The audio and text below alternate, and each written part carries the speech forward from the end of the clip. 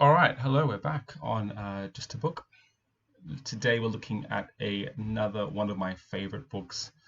Really good for all ages. It's a familiar story. I mean, the title cover, it's called The Last Wolf by Minnie Gray. The title references one of the most classic stories known already to many children of all ages. And it even says here, Red Riding Hood goes green. So we have explicitly the other story, Little Red Riding Hood. It's being brought to our attention. We have the bad wolf down at the bottom left, and we have someone that sort of resembles Little Red Riding Hood, if not explicitly. So really good.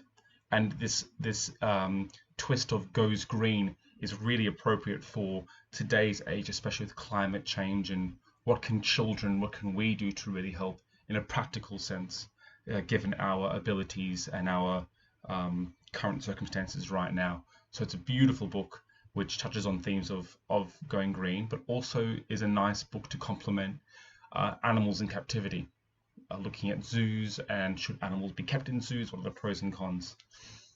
So really recommend this book, really recommend this book. All right, so let's start off. A nice, beautiful picture here, just a simple picture. Here we have the main character, and the author has given all the attention to her. So we begin.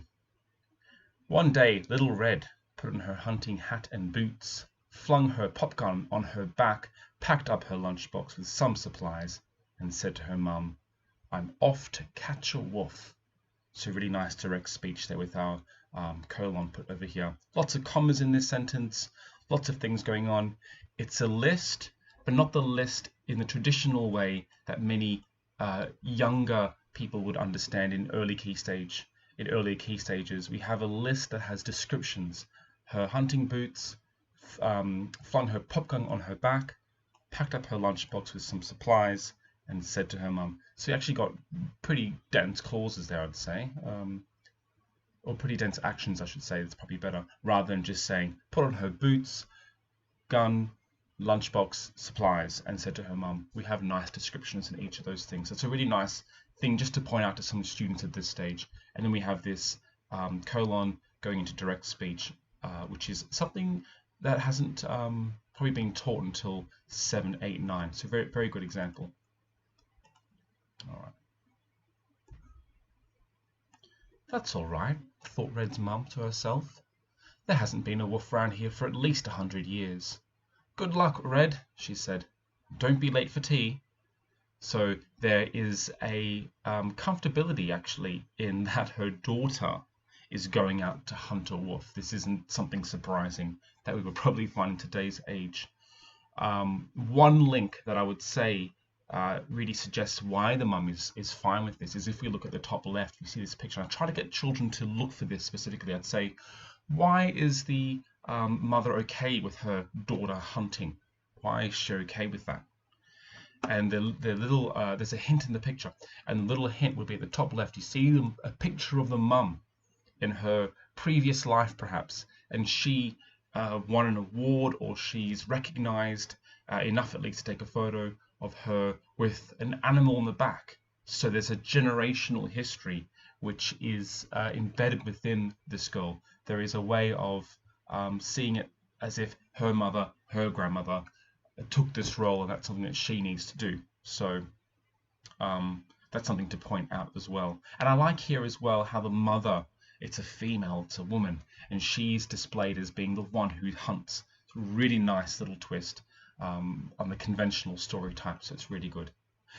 In our first little sentence, we have thinking, which at times we can lots of children would put speech marks on either side of this, or inverted commas on either side of this, but we need to remind them this is a thought, the thinking, so we don't need that. Good little contraction here.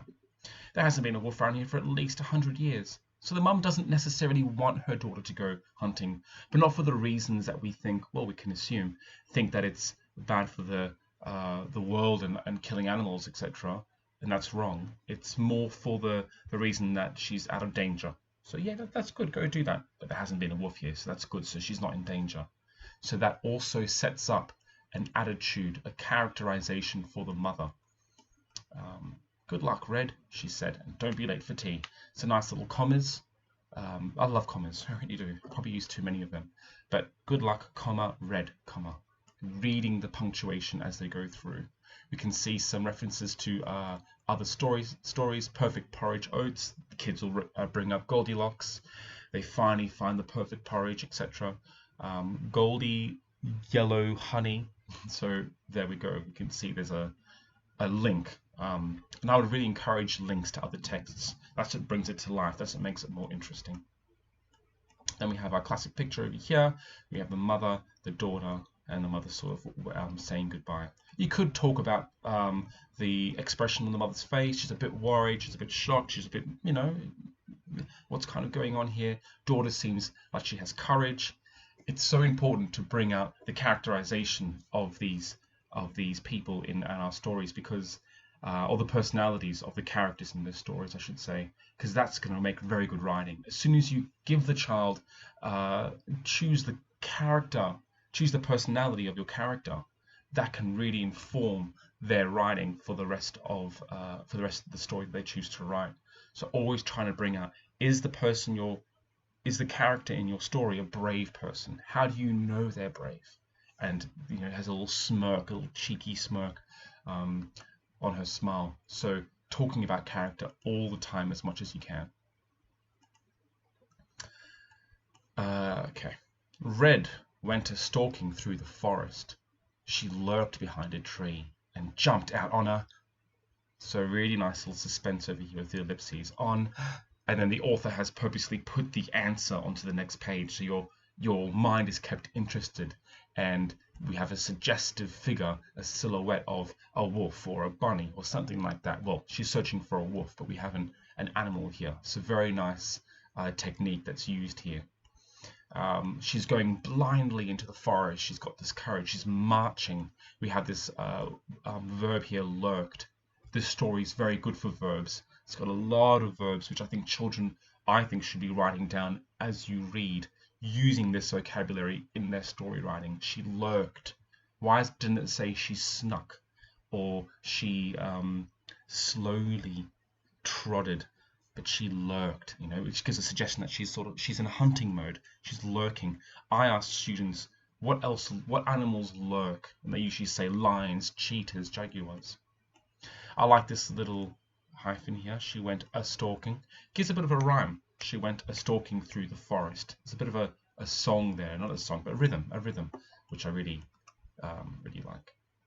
And I would definitely get students to write this down and use it in their writing. Beautiful, nice up-leveling for their characters in their own stories. Oops. Okay, let's just zoom out and get an idea of the picture. She lurked and leapt out on a bin bag. So a nice little cutscene over here. She went in a nice bin bag and she's confused. Excellent commentary on today's society. We look out, it's no longer nature anymore. It's being replaced by our own waste, our buildings, a whole range of different things. So a bin bag is more predictable. It's more common to find in today's society. It's a lovely talking spot right here for children to talk about littering and rubbish. But here she goes again. She's determined. Another personality trait. She's slithering. She slithered through the bracken and pounced on. So we have slithered, pounced. Again, two lovely verbs. Slithered is so nice. It's that sort of snake-like movement. And she's slithering through the bracken. Bracken's a word that's very uncommonly used. And children would, of course, I would ask children what they think it means, and to use the context of the words around it. Slithered through the bracken and pounced. So what could that mean? Also use the image as evidence. Try and find out what bracken is. It's kind of like branches. And always clarify with I use an online dictionary, but you could have someone in the class with a dictionary to look at bracken. It would be interesting to see if this actually is in the dictionary, because it's not a very common word. We have here the silhouette of a fox again, or a wolf, and is this the moment? Again, we're left with that ellipses. Is this the moment? A tree stump. Oh, how disappointing. How disappointing. Red wandered deeper into the forest. shadowy and she lost her path.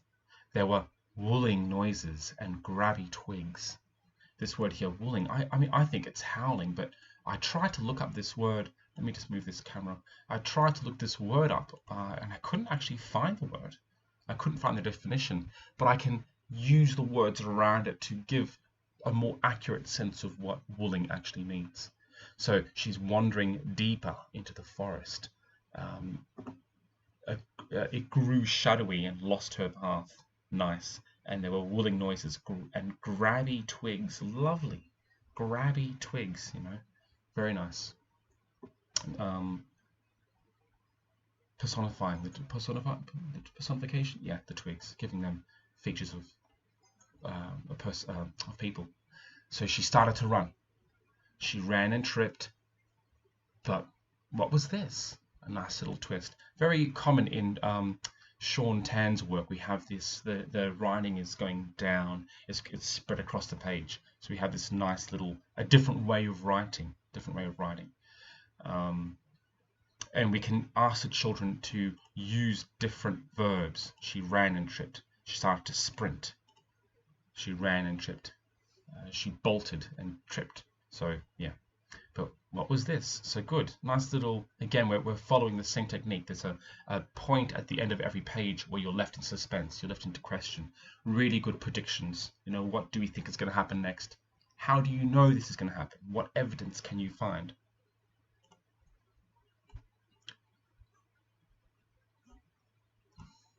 Some sort of door. She tried the doorknob and knocked and banged, and it was opened up by the last wolf in the land.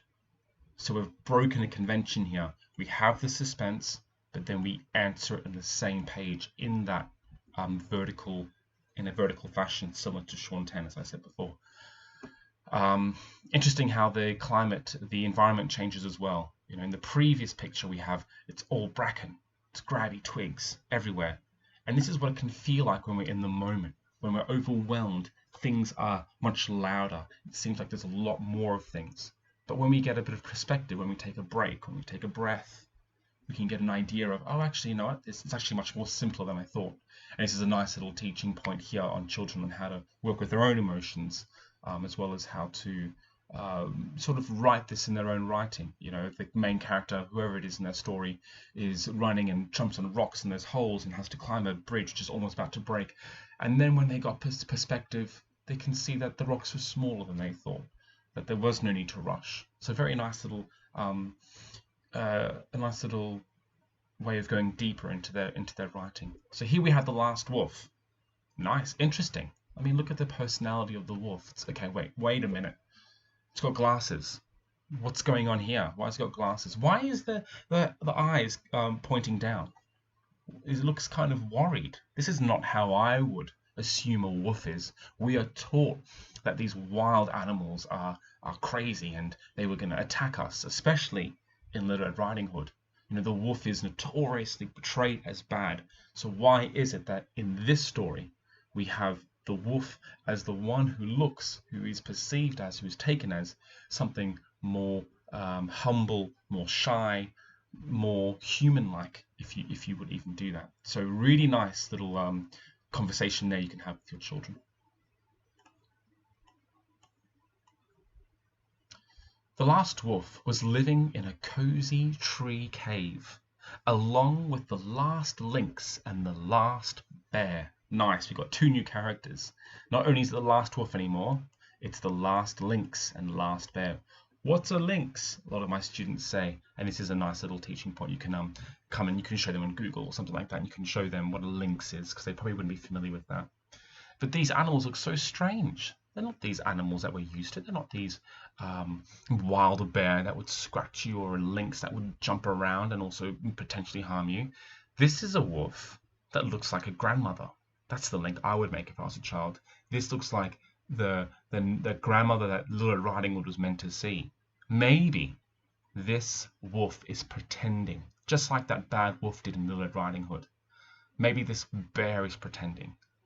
So we're coming at a crossroads between old knowledge of other stories and new knowledge of a potential. We're rewriting a potentially new story here. But this is the moment. They're shocked. Little Red is shocked. What's going to happen here? What's actually going to happen? We have lovely pictures in the background. Virginia Woolf making just historical references. Lady, I can't read that one. Lady something. Wolf of Wolf Hall. I don't know what that one is. Oscar Wolf, the old Granny Wolf. Could talk about that with Little Riding Hood. Dorian Wolf and Wolfgang Wolf. So looking at Mozart there. So we have this nice little this historical, this generations of wolves that have been taken or killed at this point. And you can talk about how pictures are an important part to remember the ones that have passed on. Yeah, they look very domesticated here. They look, they're playing a game. Are they pretending if they're playing a game? That's going a real extra mile to do that. You must be a human child, said the last wolf. I've never seen up one close before. Come in and sit down. You're just in time for some tea. I didn't know wolves drink tea, said Red. There may be quite a few things you don't know, said the last wolf. They gave Red a cup of tea and told her about the good old days. Nice little phrase here, the good old days. Children, I'd say to children, who says this a lot? And they, oh, my parents say that, or my grandparents say this a lot. The good old days. It's always good old days. The days always used to be better, of course. So we have here a conversation between the last wolf. So at this point, some children would have predicted that they were pretending and that they were ready to pounce and jump, as wolves should normally do. But here we have a change of story. Now the wolf is interested. It's inviting her to come closer. So maybe it is. Maybe they are going to attack her. But it's a lot of this interesting phrase. There may be quite a few things you don't know. So the wolf is not here. The wolf is inviting her to listen to a story of old times. So we start to see the character of the wolf come out more, the personality of this wolf coming out more. And having tea. What an odd thing. What an absolutely odd thing for a wolf to invite Little Red to do. And I love how and I ask students here, what's this wavy line? They say it's steam from the hot liquid. So why is this picture put into the steam? And some students would say it's because it's going into a dream-like state, an imagination state. We usually have those bubbly, wavy lines to tell you we're going into an imagination place or into the past, a memory. Okay. When there were endless miles of forest to run through, and 1,000 tasty grazing beasts to bite. So very nice. So this is the good old days, and then I enforce that waviness. This is the dream-like bubble that we enter into when we see it on movies. Things sort of like wave before we go into the past or the future or an idea or thought. I usually zoom in at this point and talk about wildlife. What wildlife do you see around your house? We've got all these birds, we have gazelles, we have squirrels, dogs, rabbits, deer, we have wolf, we have foxes. So beautiful, lively environment. Who's seen this near their house? Who's been to like very woody areas, I'd ask, and you'd be surprised what children might say. Some children haven't visited woodlands before, and some may have. They might go on weekend trips all the time. So nice little cut scene here. And I would ask children, what do they think they miss from their good old days? They might be 7, 8, 9 years old at this stage, but they're probably old enough to have that conversation, so they can talk about what's good to them now, what do they like now, and what do they think will change, that kind of thing. And what do their parents talk about when they talk about the good old days? When the world was awash with flowers and bees and dripping with honey. Awash, such a good word. When the world was awash, very nice. When you could just lie on a bench and wait for lunch to wander right under your paws. So very nice. All this beautiful, this amazing, colourful flora and fauna happening around this bear. Beautiful honey, it's everything. It's in abundance, and there's such a large amount of insects. And this is lacking in today's inner city, at least, world, where there's just a lack of animal life, a lack of insects, a lack of diversity. And that's something which I think is really important, and to encourage children to come out and look at any chance they get. Nowadays, catching a square meal, nowadays catching a square meal is a difficult business. I like to zoom in on this little picture here. Private, keep out. We have the houses in the background replacing the forest, replacing the trees. I also ask, what issues can you see in this picture?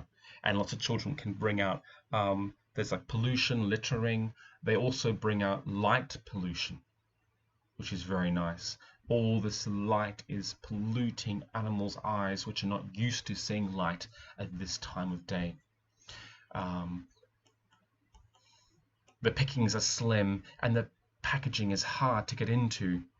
So we have animals really trying to adjust to new types of food.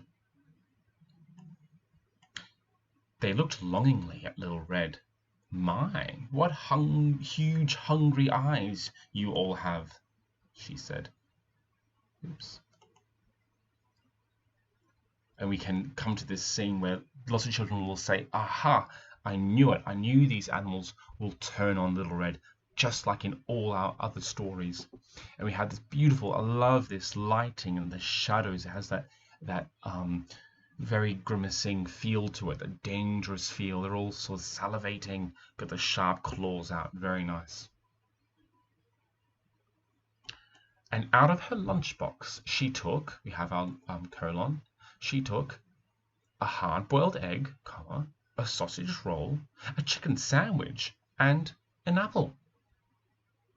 "It's not very fast on its feet, this egg," said the wolf. "The last lynx chased the chicken sandwich round and round the cave until it was wounded. It's quite easy to catch this sausage roll," said the bear. Red ate the apple and wondered how she could help. So really, really interesting. And this is a conversation about zoos and how animals will always have their instincts, but their instincts will not go to good use with domesticated items. So the wolf is chasing an egg. That's the instinct. It's taught to chase. It knows that you need to chase the food. The last lynx is trying to catch. It's trying to get this chicken, but it's just a sandwich.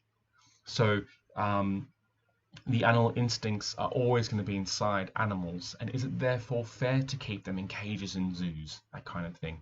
They've lost the ability to, they've lost the opportunity to go hunting and finding things. And here is Red at this point. She's trying to show compassion. She's thinking, how can I actually help these animals? Which is a very good point in the story. This is where the story becomes about, this is where Red tries to go green. She can see the problem, or she might not even know what it is, but she can feel there's a problem. And at this point, she's taking action. How could I help? And this is a question that I encourage my students to always think: what's in front of me, and how can I help right now?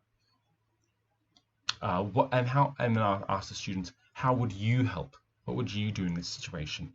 Fantastic. Let's see what Little Red decides to do. But it had grown late.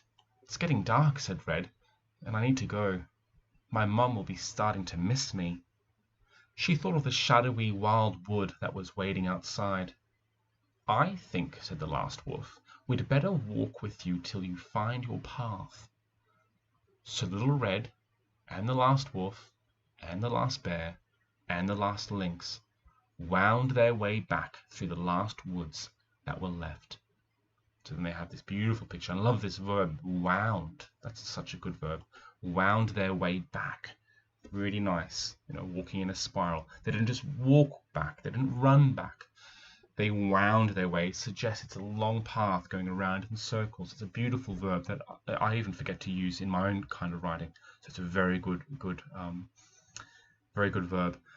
And also we have the famous symbol of the full moon in the sky. We have Cinderella. The full moon appears. Beauty and the Beast. The full moon appears. There has to be a change. I need to get home.